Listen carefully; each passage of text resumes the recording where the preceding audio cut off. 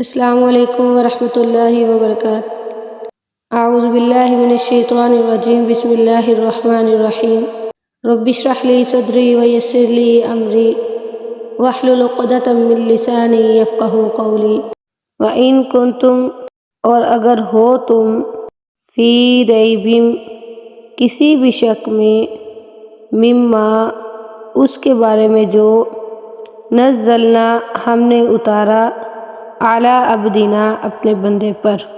اگر تم اس کے بارے میں کسی بھی شک میں ہو جو ہم نے اپنے بندے پر اتارا ہے، فَأْتُوا، تو پس تم لے آؤ، بِسُورَةٍ، ایک صورت میں، مثلہ، اس جیسی، یعنی جو قرآن ہم نے اتارا ہے اس میں اگر کسی کو شک ہے کہ یہ منزل من اللہ نہیں ہے، اللہ کی طرف سے نازل شدہ نہیں ہے، تو پھر تم اس جیسی ایک صورت لے آؤ۔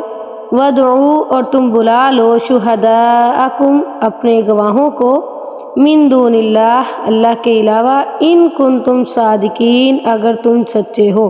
سورت کے شروع میں اللہ تعالیٰ نے اس کتاب کو لا ریب فیہ قرار دیا تھا کہ اس کتاب میں کوئی شک نہیں، یعنی اس کے اللہ کی طرف سے نازل ہونے میں کوئی شک نہیں، یا اس میں جو احکام و مسائل ہیں ان کے سچا ہونے میں کوئی بھی شک نہیں ہے۔ لیکن اللہ نے بتا تو دیا کہ اس کتاب میں کوئی شک نہیں، لیکن اگر تم، اللہ تعالیٰ یہ بتا رہے ہیں کہ اگر تم اس کے بارے میں کسی ادنا سے شک میں بھی مبتلا ہو، جیسا کہ مشرکین مکہ نہیں مانتے تھے کہ یہ منزل من اللہ ہے، ٹھیک ہے، بلکہ اکثر یہودی بھی کہہ دیتے تھے یہ اپنی طرف سے کتاب گھڑتے ہیں، اللہ کے نبی اپنی طرف سے قرآن گھڑتے ہیں، تو پھر اللہ تعالیٰ نے ان کو چیلنج دیا ہے کہ اس جیسی تم ایک صورت بھی بنا کر دکھاؤ۔ جیسا کہ اکثر صورتوں کے شروع میں حروف مقطعات ہوتے ہیں، الف لام میم، ہا میم، یا سین، یہ سارے، تو یہ اللہ تعالیٰ چیلنج ہی کرتے ہیں کہ دیکھو حروف تہجی ہیں، اسی حروف تہجی سے پورا قرآن بنا ہے، اگر تم کہتے ہو یہ اللہ کی طرف سے نہیں ہے تو تم بھی پھر اس جیسی کوئی صورت بنا کر دکھاؤ۔ تو اسی طرح یہ چیلنج ایک بنی اسرائیل، سورت بنی اسرائیل میں بھی تذکرہ ہے کہ اس سے کتاب جیسی پوری کتاب لانے کا بھی کہا گیا تھا۔ اسی طرح سورت ہود میں تذکرہ ہے کہ وہاں پہ 10 صورتوں کا چیلنج دیا گیا ہے۔ پھر مکہ میں اسی جیسی ایک صورت لانے کا چیلنج دیا گیا تھا، ٹھیک ہے، جس کا تذکرہ سورت یونس میں ہے۔ اور اب یہ جو چیلنج دیا جا رہا ہے یہ مدینہ میں ہے، کیونکہ یہ صورت مدنی ہے۔ تو آگے فرمایا فَأْتُوا بِسُورَةٍ مِّن مِّثْلِهِ، تم اس جیسی ایک صورت لے آؤ، کس جیسی؟ جو قرآن ہم نے اپنے بندے پر نازل کیا۔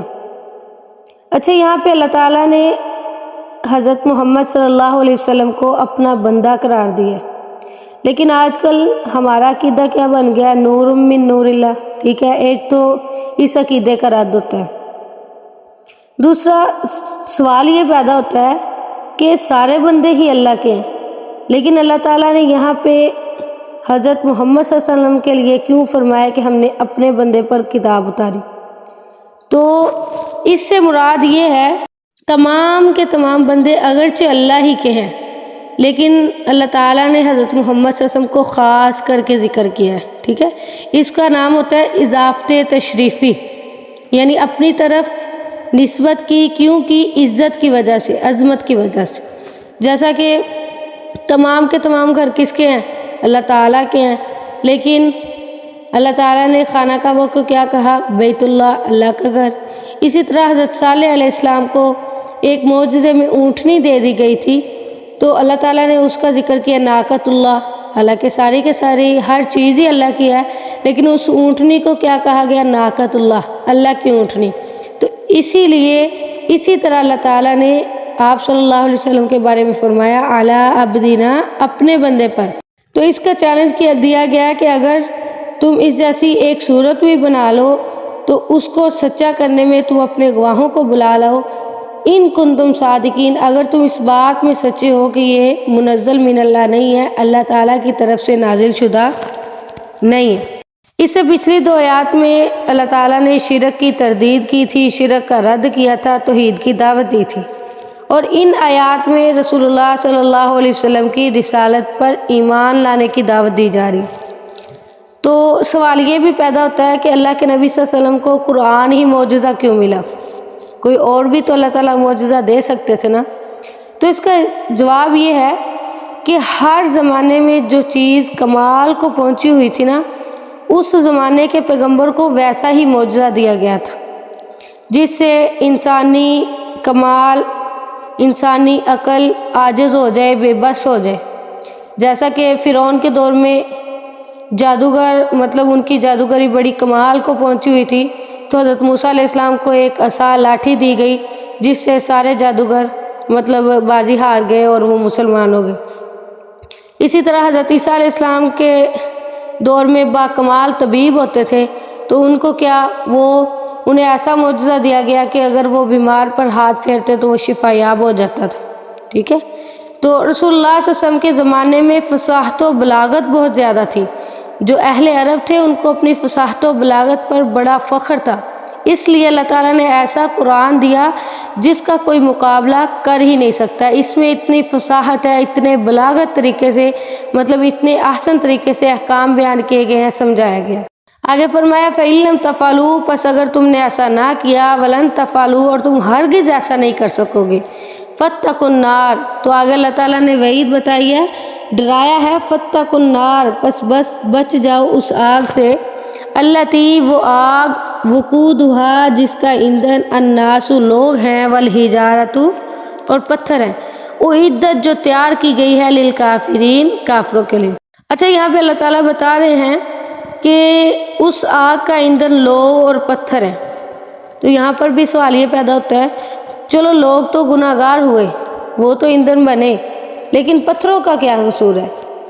تو اس کے بارے میں اللہ کے نبی کی یہ بھی حدیث ہے کہ عام جو آگ ہے وہ انسانی جسم سے بجھ جاتی ہے، پتھر اگر اس میں پھینکیں اس سے بجھ جاتی ہے، لیکن جہنم کی آگ ایسی آگ ہے، اگر اس میں لوگ اور پتھر پھینکے جائیں تو وہ اور زیادہ آگ بھڑکے گی۔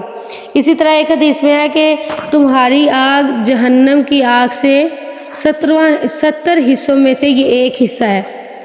تو اس کا جو جواب پتھر کیوں پھینکے جائیں گے، تو ابن عباس نے اس کے بارے میں فرمایا ہے کہ یہ پتھر جو ہیں عام پتھر نہیں ہوں گے، بلکہ گندک کے پتھر ہوں گے، جس سے آگ اور زیادہ بھڑکے گی۔ اور اس سے مراد وہ پتھر بھی ہو سکتے ہیں، وہ بت جنہیں لوگ کافر پوجتے تھے، تو انہیں آگ میں کیوں پھینکا جائے گا؟ انہیں دکھانے کے لیے، دیکھو جن کو تم معبود سمجھتے تھے وہ تو اپنا بچاؤ بھی نہیں کر سکتے، تمہارا بچاؤ کیسے کریں گے؟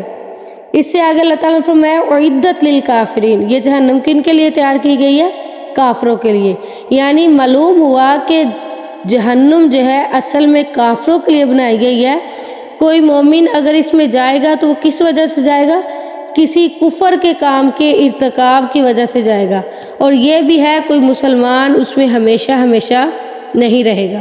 اور اس آیت سے ہمیں یہ بھی معلوم ہوا، اللہ تعالیٰ نے فرمایا ہے اعدت للکافرین، وہ جہنم کافروں کے لیے تیار کی گئی ہے، تو اس سے پتہ چلا کہ جہنم اس وقت بھی موجود ہے۔